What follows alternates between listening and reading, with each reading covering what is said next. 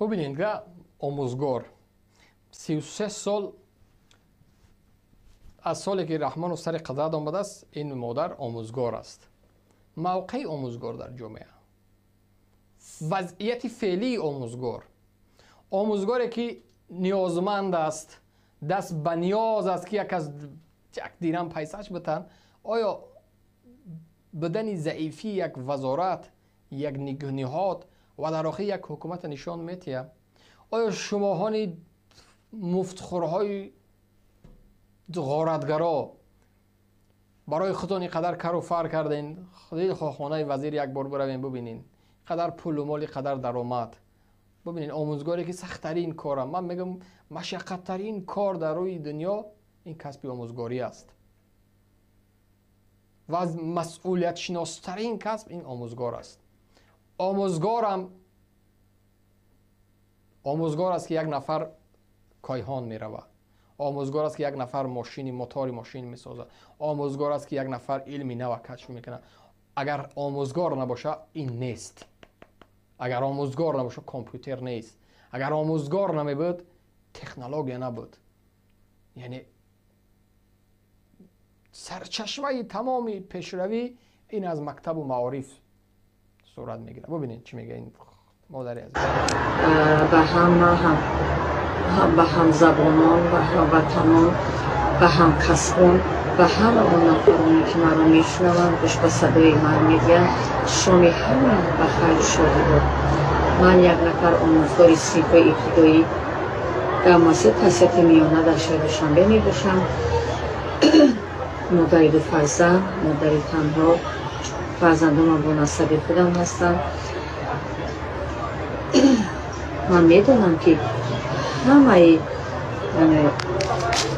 همه یعنی شخصانی که از کار دولت برمیگردند در خانه های گرمکت با اهل و عائله های خود یعنی روز شام رو تا صبح میگذارم.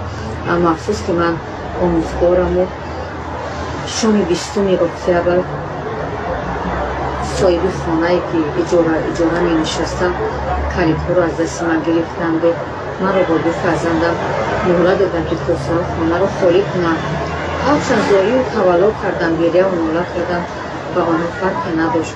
وقتی آموزگار شخصی با سواد، با فرهنگ، با تربیت، اساسش که تربیتگری نسل نورس است و اما افسوس شخصانی هستند که یعنی کسب آموزگاری رو ندارند و یعنی به معنای آموزگار و تربیت کردن سرفهم نمی‌روند. من حالا یعنی جای رفتن ندارم و ایستگاهی محله 102 یعنی بعد رودان یعنی واقع است، بعد تولدخانه یعنی واقع است. در آنجا با پسرچم نشستم. شاید از این نواری که من میپرتایم باشه شخصانی که از نزدیک میخوان و با من هم صحبت شوند، دستیاری دراز کنند. من سخن بسیار دارم اما افسوس که نمیخواهم که وقت دیگر رو بگیرم. همین شب رو در ایستگاه محمدی یعنی روز کردنی هستم. کنی بینم شاید باشن شخصانی خیرخواه، شخصانی کمکرسان که اومده از نزدیک با من صحبت کنن و من دستیاری دراز کرده توانم. من اجاره مییابم اما اجاره های قیمت‌تر شاید باشن شخصانی که هر ماه همین پول اجاره ما رو یعنی یاری دهند و به عهده گیرند. خیلی از نزدیک صحبت کردن باز دیگر است و یعنی باوری دارم که از صحبت من شخصانی که به من کمک رسانیده میتوانند راضی میشوند و ناراضی نیست. باقی شب همتون خوش.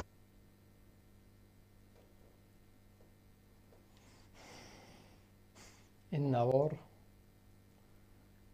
یک لعنت خواندن به تمام وکیل و وزیر، به تمام منصبداران از سطح راهبریت سر کرده تا عادی ترین یک نهاد. این مادر به شما در این نیمه شب لعنت خواند. لعنت به ذاتتان، لعنت به ناموستان، لعنت به عزتتان، لعنت به عفتتان، لعنت به آن مادری که شما را تربیت کرد. آموزگاری که شب در ایستگاه ماشین میگه من روز میکنم، این برابر بلعنت به 7 ذات اولاد شما است. این به همون معنی است که در روی هر یکتون منصبدار این مادر توف کرد. این بیانگری خر بودن، بیانگری بیفت بودن و بیناموس بودن هر یک منصبدار و مقامدار است. آموزگاری که در خیابان شب سروز کنه، بر پدر همون نفر 7 پشتش لعنت که امروز از رحمان و نعوذ بالله خدا و پیشوا و پسوا و سایه و کتابدار و عالم و شاعر و بهترین میسازه. توف بذاتت، مرگ به تو ور انسانی که امروز این مقامات خائن و ظالم، این نهاد تجاوزکار امروز شما آمدین الگوی خود میدانین. مرگ به شما.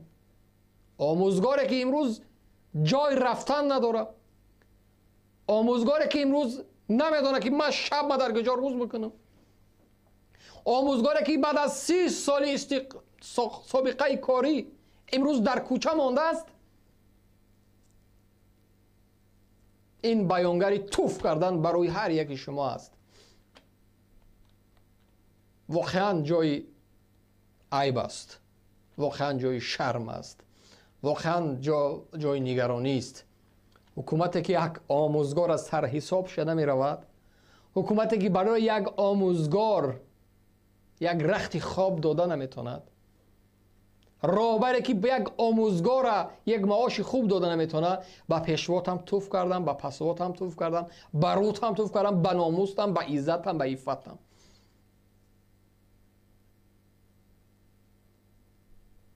واقعا عیب است. ما ملتی با فرهنگیم، توف به همون فرهنگ. ما تاجیکیم، باید فخر کنیم. از چی؟ از همین روسیایی؟ از همین بی‌عفتی و بی‌ناموسی؟ از همین بدبختی آموزگار ما باید فخر کنیم؟ از کدام هویت و روحیه و حس و مردی و جوان مردی؟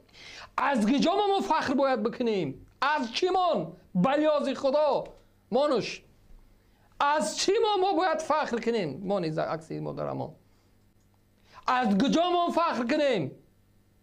تربیتگری نسل من در کوچه میگه، تربیت کنندن این ملت شب نمیدونه در کجا روز بکنه. شما چی هستین؟ پیشوا داریم، قهرمان داریم، محترم وزیر، محترم رئیس. توف به همون وزیر تو، بر پدر وزیر تن نلد، بر پدر کبیر تن نلد، بر پدر راهبر شناس و راهبرگو و پیشواگو و پسواگو نلد.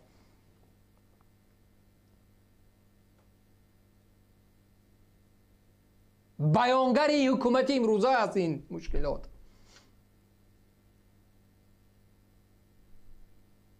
آموزگار، تربیت کننده نسل، بهترین مسئولیت، بهترین کسب امروز کوچه در خواب است. مرگ و ما، مرگ و ما، مرگ واقعا جای مرگ است. از ملت بدن ما باید بشرمیم. دروغ است. ما از کوه‌های بلندیم، روتون سیاه کردیم قد کوه بلندان. ما سامانی داریم، توف میکنم و سامانی در روتون. از 7 بشر همون بیزار است. رودکی اگر زنده بشه از همون دیدارت بیزار بود. خیام و بیدیل اگر سینا و لایق و عینی و ترسونزاده و فلان و بیمدان اگر امروز در این قید حیات میشدن، از همون دیدار میگفتن ما افریقاییم.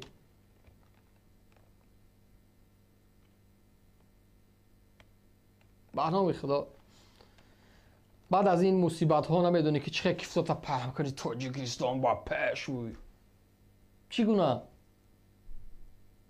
بعد از این بدبختی آموزگار اوکی، یک بچه همسر زندانی در کوچه میمونه یک گپه، یک دهخان در کوچه میمونه یک گپی دیگر، یک راننده در کوچه میمونه یک گپی دیگر، یک سراینده در کوچه میمونه یک گپی دیگر. اما وقتی آموزگار میبیا در کوچه میمونه، احساس که این ملت مرده است، این ملت مرده است. از این ملت دیگر نشانه نماند. مطمئن باشین که امروز تربیت کننده نسل وقتی در کوچه میمونه دیر یا زود از بین میروین.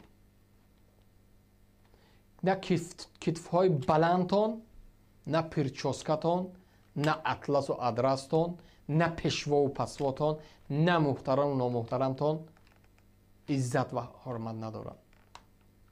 این مرگ این ملت است. این ماتم است برای یک ملت، برای هر جوانمرد این وطن، برای هر انسانی واقع بین، برای هر جوانمردی که مسئولیت دارد، درک میکنه، دردش میبیو، ایمان و اخلاص و انسانیت است، برای اون جوان الکی اعلان مرگ است.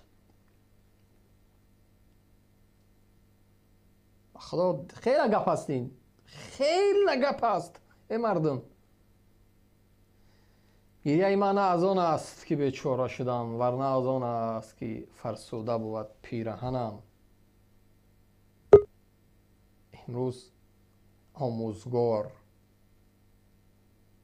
نسل بدیل، نسل لایق، نسل حافظ و عینی، ترسونزاده، غفوروف،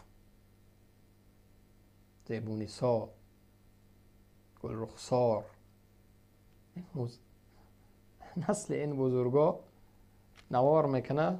من آموزگار 33 سال شد. جای خواب این شبم ایستگاهی 102 کسی که کمک میخواه بیاید.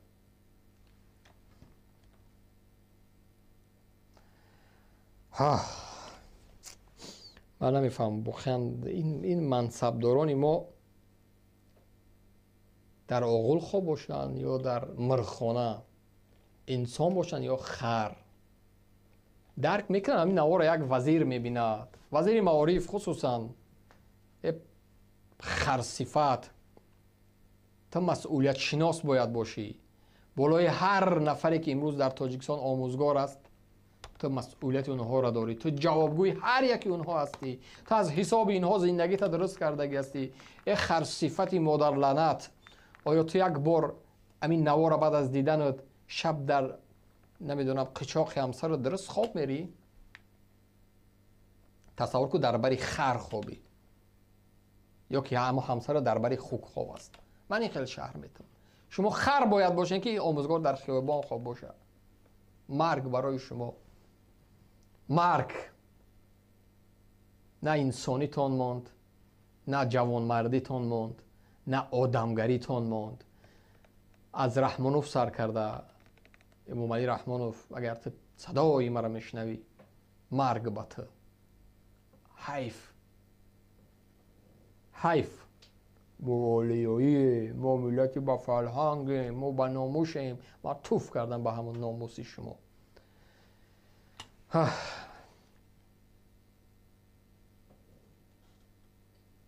از این گونه ملت چرا ما باید انتظار شویم؟ بیدش